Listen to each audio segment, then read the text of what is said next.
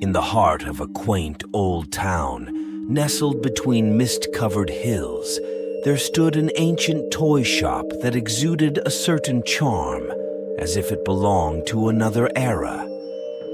The shop was filled with an assortment of toys, but the true masterpieces were the lifelike puppets created by Gustav, a master toy maker whose skills were renowned far and wide.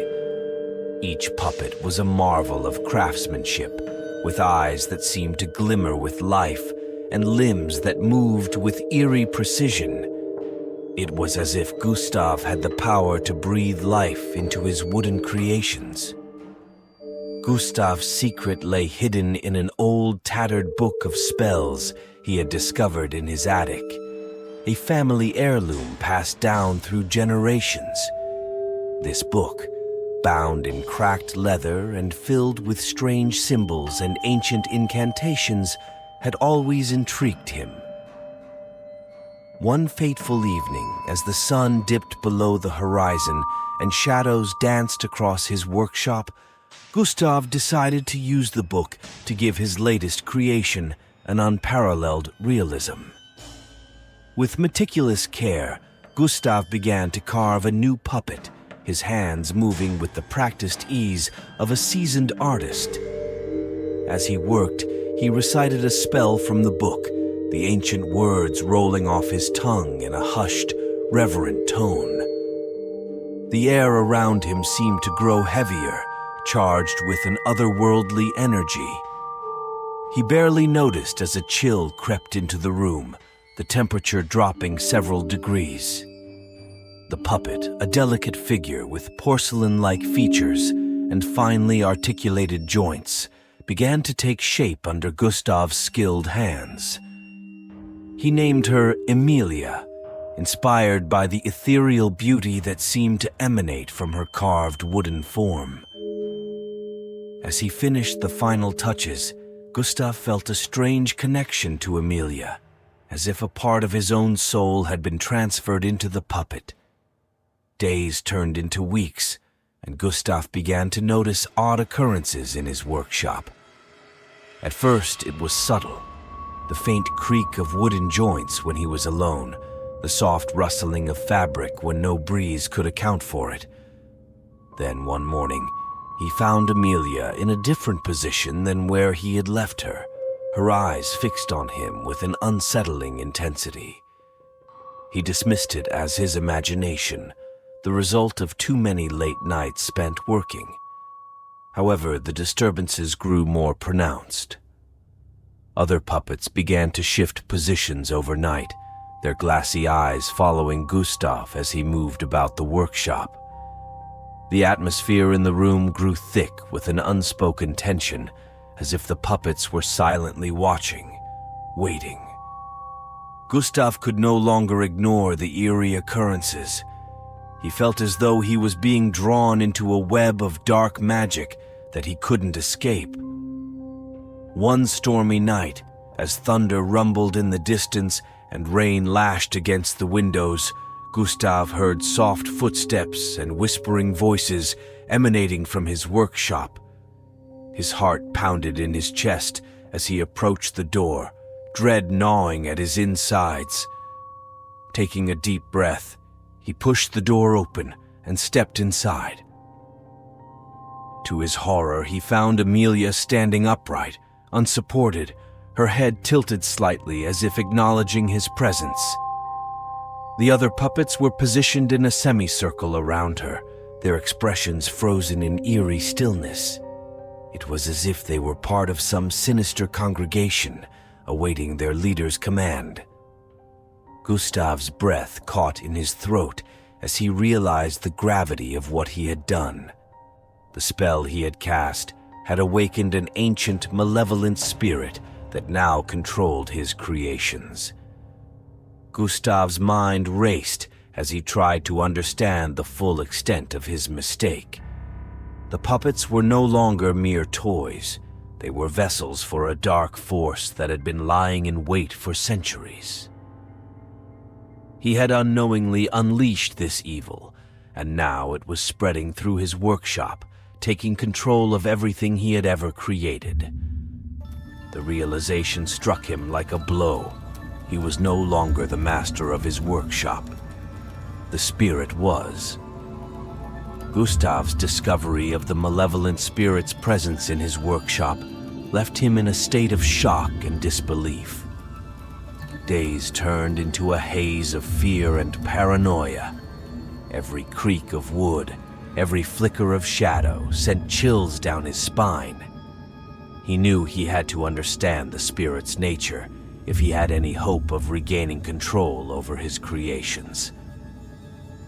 Determined to uncover the truth, Gustav delved deeper into the ancient book of spells. By candlelight, he pored over its brittle pages, translating the archaic language with painstaking effort. The book spoke of a powerful spirit named Vortigern, bound to the material realm through enchanted objects. Vortigern was a trickster and manipulator, capable of animating inanimate objects and bending them to his will. Desperate for answers, Gustav sought out the local historian, Mrs. Hawthorne, an elderly woman with a vast knowledge of the town's folklore. Her home, cluttered with dusty tomes and relics of the past, was a sanctuary of knowledge. Gustav explained his predicament, his voice trembling as he recounted the events that had transpired. Mrs. Hawthorne listened intently, her eyes narrowing with concern. She confirmed Gustav's worst fears. Vortigern was a spirit of ancient malevolence, capable of enslaving the souls of the living to serve his dark purposes. The historian spoke of a ritual that could potentially banish the spirit, but it required great courage and a willing sacrifice. Returning to his workshop, Gustav felt the weight of the world on his shoulders. He knew he had to perform the ritual, but the thought of facing Vortigern filled him with dread. The puppets, now fully under the spirit's control, seemed to mock him with their lifelike movements. Emilia, in particular, had become the embodiment of Vortigern's power, her eyes gleaming with a sinister intelligence. That night, Gustav prepared for the ritual. He gathered the necessary ingredients: a circle of salt, candles imbued with protective herbs, and a sacred talisman that had belonged to his ancestors.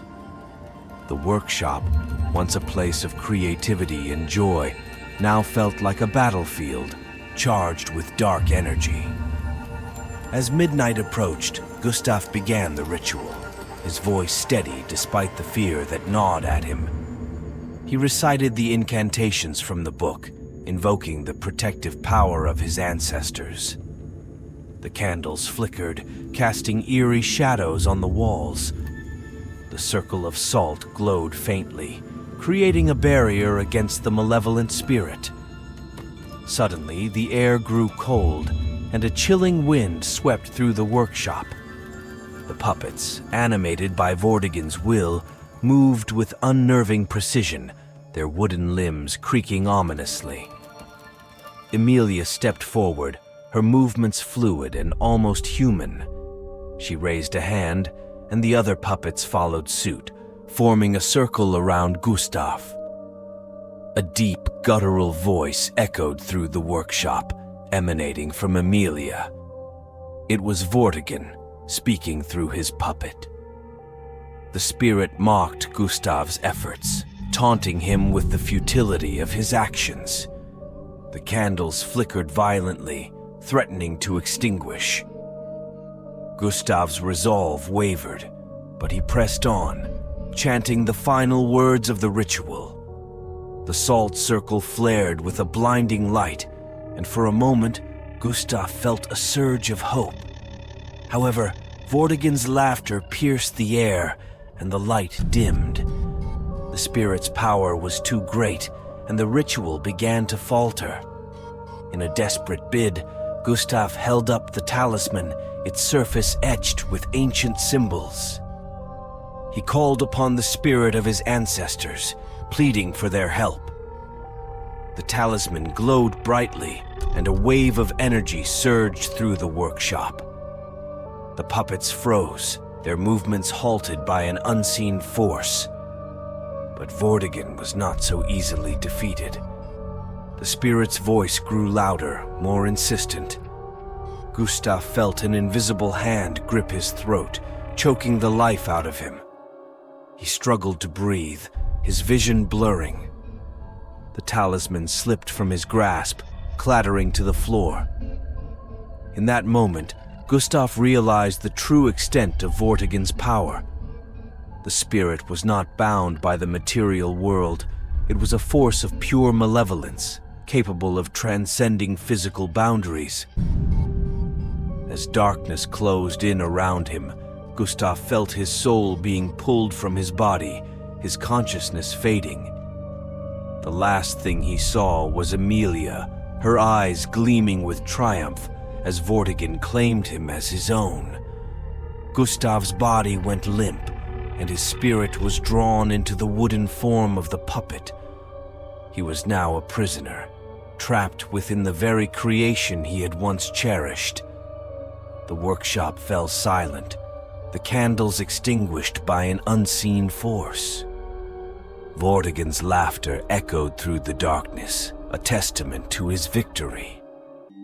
Gustav, now a puppet, was at the spirit's mercy, his fate forever intertwined with the malevolent force he had unwittingly unleashed. As days turned into weeks, Gustav's consciousness flickered in and out of awareness, a fragmented existence within the wooden shell of the puppet. The workshop, once vibrant and filled with the sounds of creativity, had become a haunting realm of silence and shadows. The puppets, now fully under Vortigern's control, moved with an eerie precision, performing grotesque dances that seemed to mock Gustav's former life. Inside his wooden prison, Gustav's mind was a tumult of fear and despair. He could feel Vortigern's presence, a dark force that pressed against his very soul, suffocating his thoughts and emotions. The spirit's voice echoed in his mind, whispering taunts and threats, feeding on his anguish. Gustav tried to fight back, to reclaim some semblance of control, but the effort was draining. His wooden limbs moved at Vortigern's command, performing tasks and rituals that he could not understand. The spirit seemed to derive great pleasure from Gustav's suffering, manipulating his body in ways that left him feeling violated and powerless. One night, as the full moon cast a pale light through the workshop's windows, Vortigern summoned the puppets for a sinister gathering.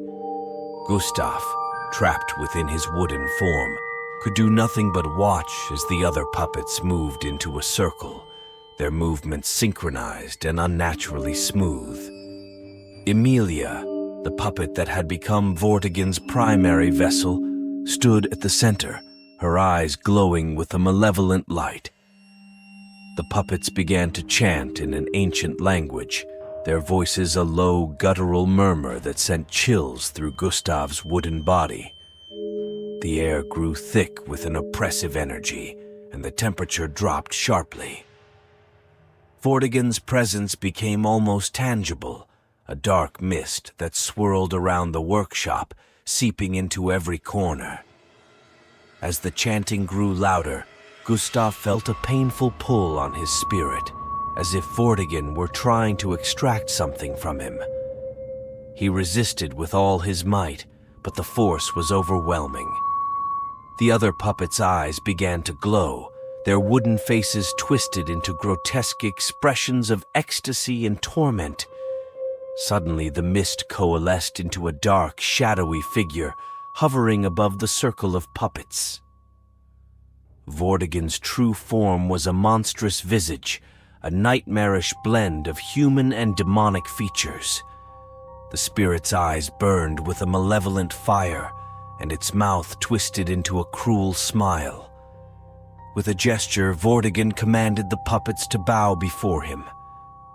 Gustav's wooden body moved against his will, lowering into a submissive position. The spirit's voice boomed through the workshop, a sound that resonated deep within Gustav's soul. "You belong to me now," Vortigern intoned, his voice dripping with malevolence. "Your spirit is mine to command, your body mine to control. You will serve me for eternity, trapped within this form, a puppet of my will." Gustav's mind reeled with horror. The realization that he was doomed to an eternity of servitude, trapped within a wooden shell, was almost too much to bear.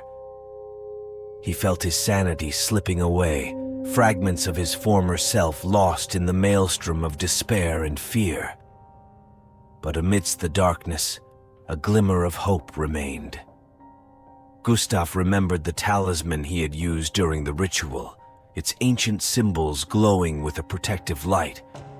If he could somehow retrieve it, there might still be a chance to break Vortigern's hold and reclaim his freedom. With a Herculean effort, Gustav focused his will, trying to move his wooden limbs independently of Vortigern's control.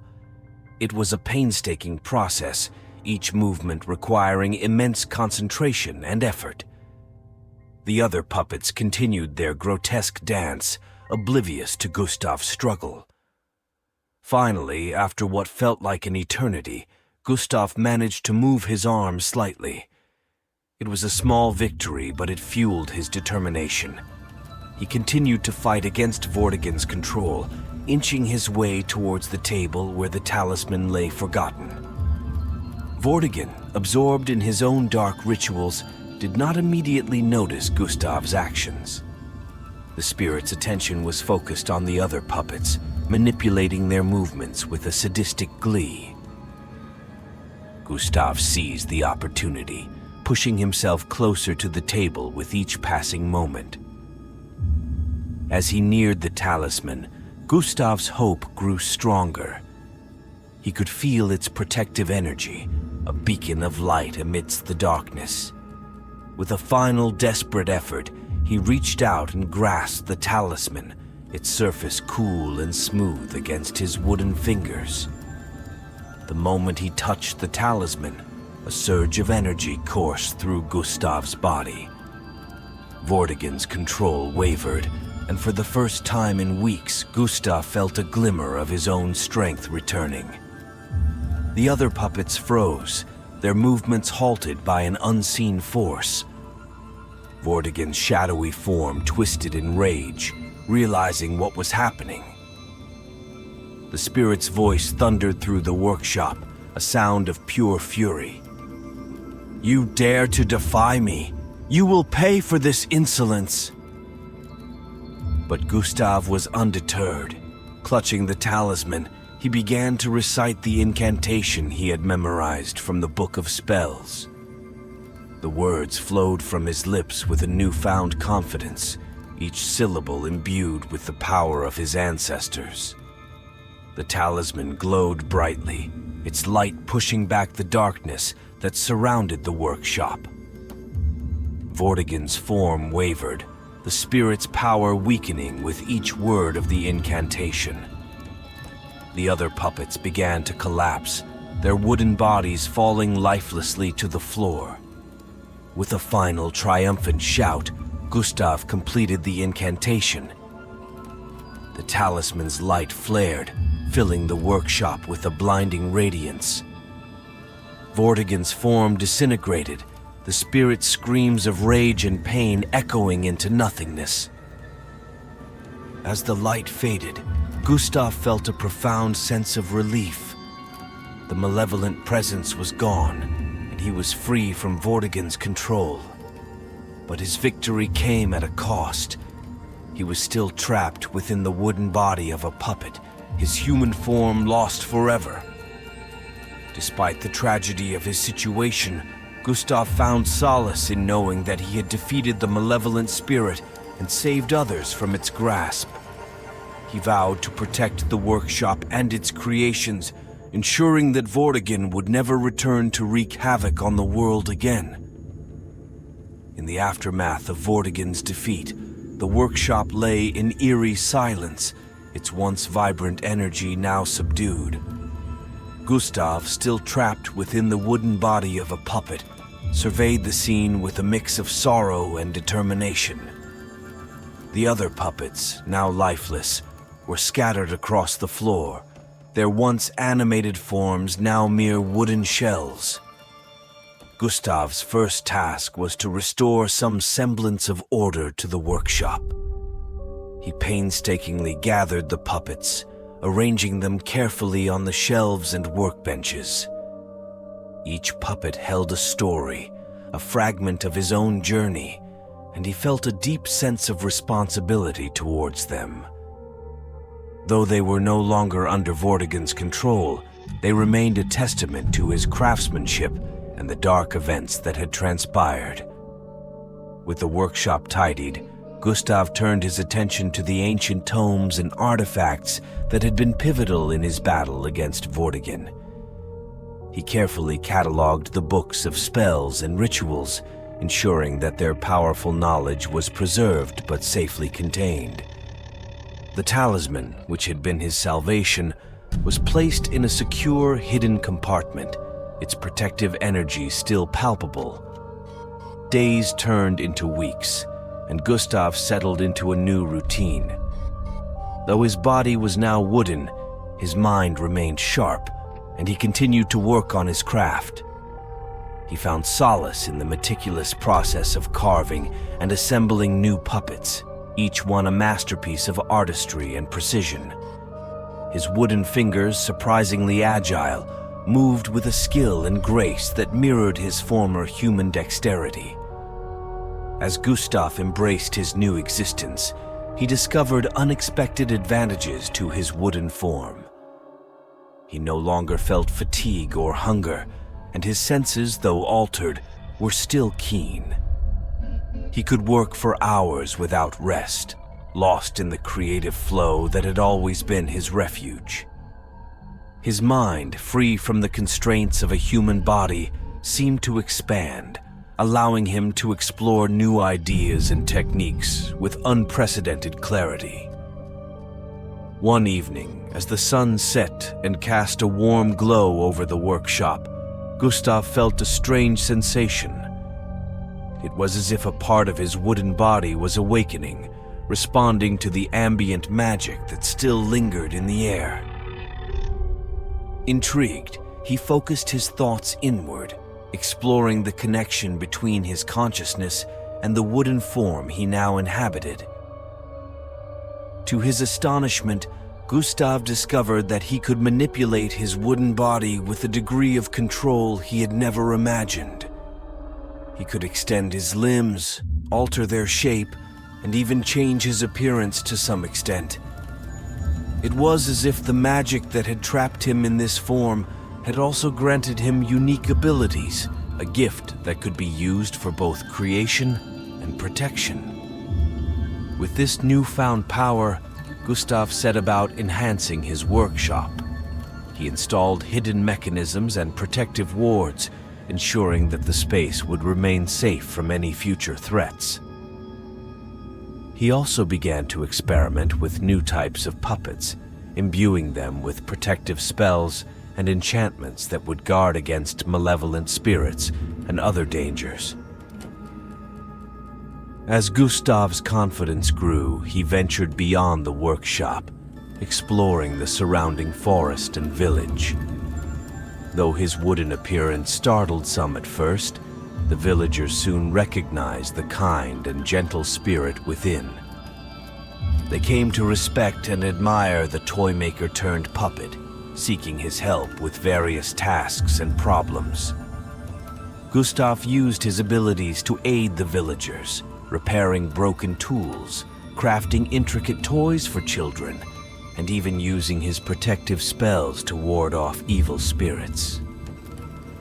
He became a beloved figure in the community, a guardian who watched over them with a silent, steadfast presence. Years passed, and Gustav's legend grew. Stories of the puppet master who had defeated a malevolent spirit and used his magical powers to protect and serve, spread far and wide. Travelers came from distant lands to see the enchanted workshop and to seek Gustav's wisdom and assistance. Despite the passage of time, Gustav's mind remained sharp and his spirit strong. He continued to create, to protect, and to inspire, embracing his wooden existence with grace and determination. Though he would never again experience the warmth of a human touch or the comfort of a beating heart, he found fulfillment in his purpose and the knowledge that he had overcome darkness to bring light to the world. In the end, Gustav realized that true mastery lay not in the physical form, but in the strength of the spirit and the ability to adapt and thrive despite adversity. He had become more than a mere toy maker.